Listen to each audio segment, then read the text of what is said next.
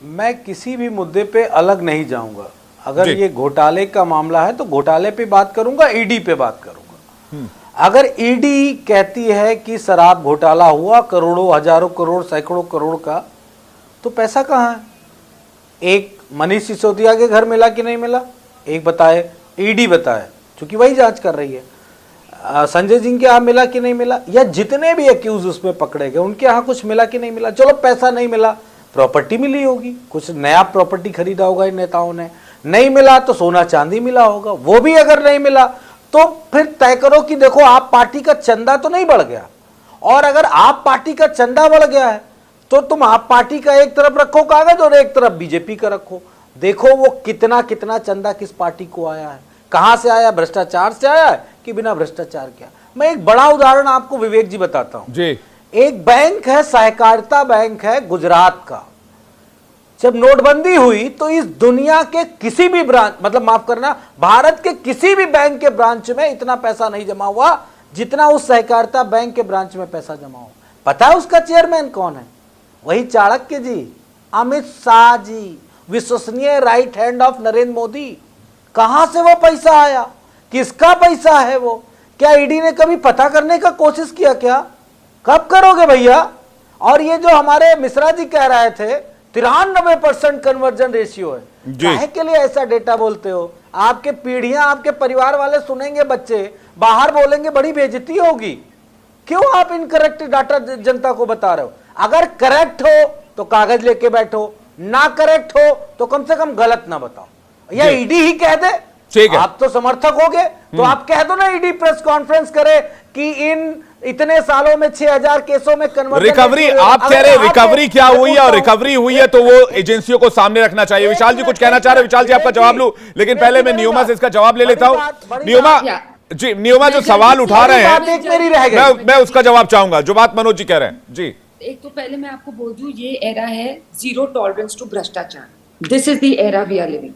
Okay, PMLA के प्रावधान में धारा 120 बी आईपीसी में वो लागू है जब पीएमएलए कानूनी प्रक्रिया मत बताइए, प्लीज मुझे खत्म आप सीधे सीधे जनता को बताइए कि उनको कुछ मिला कि नहीं मिला। महिमा जी, ये 120 बी, ये धारा, वो, अरे इस तरह तो इसी 2G को भी बताया था आप लोगों ने। क्या हुआ 2G में? कुछ हुआ क्या?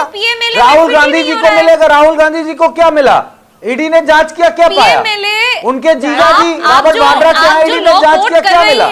आप जो लोग कुछ मिला बताओ ना जी। देखिए, आप जो लोग बता क्या रहे हो, बताना क्या चाहते हो? आप जो लोग कोट कर रही हैं, जनता को सिर्फ कंफ्यूज कर रहे हो, पूछ रहे हैं, लगातार जनता को कंफ्यूज कर रहे हो। ठीक है, ठीक है, एक एक करके यही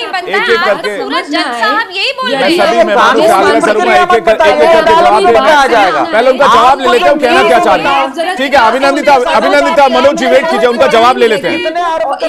उनका अभिनंदिता जी और मनोज जी उनका जवाब ले लेते हैं, सुन लेते हैं उनका पक्ष क्या है। बोलिए नियोमा जी। हाँ प्लीज, और अगर मैं आपको इंटरप्ट नहीं कर रही हूँ, मेरी आपसे विनती है आप भी ना इंटरप्ट करें। इट्स बेसिक कर्टसी, शायद आप उसके साथ ज्यादा वो नहीं है acquainted to। Irrespective, according to the sections, अगर आप मेन बेनिफिशियरी नहीं हो बट उसमें को कॉन्स्पिरेटर हो, इस भाषा में आपको समझ आ रही है, शायद इससे आपको थोड़ी सरलता होगी। अगर आप को कॉन्स्पिरेटर हो, you are liable within the framework of law. That means यदि आपको मेन बेनिफिट नहीं मिल रहा पर उसके आसपास भी आप घूम रहे हैं, I am making it very easy for them, तभी भी आप इसके फ्रेमवर्क में हैं। Second thing, when it comes to evidence, March 2023 CBI order में लिखा गया है, मनीष सिसोदिया को बेल रिजेक्ट जब की गई थी, the payment kickbacks about 90 to 100 crores was meant for him meaning Manish Sisodia and other colleagues in the GNCD, 20-30 crores were routed to the co-accused। जब एविडेंस हो, रेगुलेटर्स अपना काम कर रहे, तब आप ये मत बोलिए कि हमें ये ठीक है, ये तो बहुत बारीक पहलू है और ये मुझे लगता है कि इसकी जानकारी लगातार पब्लिक डोमेन में नहीं होगा। मैं आपसे वो आखिरी सवाल लेना चाहता हूं कि जो अनुराग ठाकुर आज कह रहे थे कि किंगपिन बाहर है, वो किंगपिन कौन है और किसके बारे में कह रहे हैं अनुराग ठाकुर? ये जो टेक्निकल पहलू, ये जो टेक्निकल मैं अभिनंदिता आपके पास आ रहा हूँ, एक सेकंड दीजिएगा, एक सेकंड दे दीजिए, मैं एक सेकंड आया आपके पास, मैं नियोमा से एक सवाल ले लूं। नियोमा जी इसका जवाब दे दीजिएगा जो बयान अनुराग ठाकुर जी का आया आज। मैंने आपको क्लियरली बोला, जब सारी नदियां गंदी होती है तो समुद्र गंदा होता है। let the regulators do their investigation ji. and see who's the final point of contact. नहीं, आपका in this. इशारा दिल्ली के मुख्यमंत्री की तरफ तो नहीं है, साफ साफ बोलिए अगर आप आपके जो केंद्रीय मंत्री अगर इस तरह का बयान दे रहे हैं तो। चीफ मिनिस्टर के नीचे ये सब हो रहा है, उनके खुद के बयान में जो है, उनके घर में जी। एक मीटिंग हुई थी इन लोगों के जी। साथ, तो what does this lead to? ठीक है अभिनंदिता, आपका जवाब जल्दी से।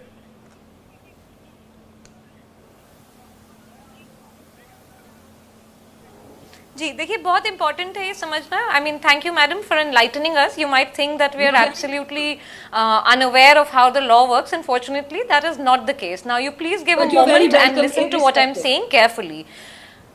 The specific case, the specific section that you are evoking at the moment does not make sense. जो आपने बड़ी टेक्निकल बात को बड़ी मुश्किल से, आप इंटेलेक्चुअल हैं, आपने बड़ी मुश्किल से बताने की कोशिश की है सिंपल भाषा में। आज जज साहब ने ये कहा है जी कि कॉन्स्पिरेसी तो जब होगी, कॉन्स्पिरेसी की बात तब आती है जब क्राइम एस्टैब्लिश किया गया हो। Where is the crime?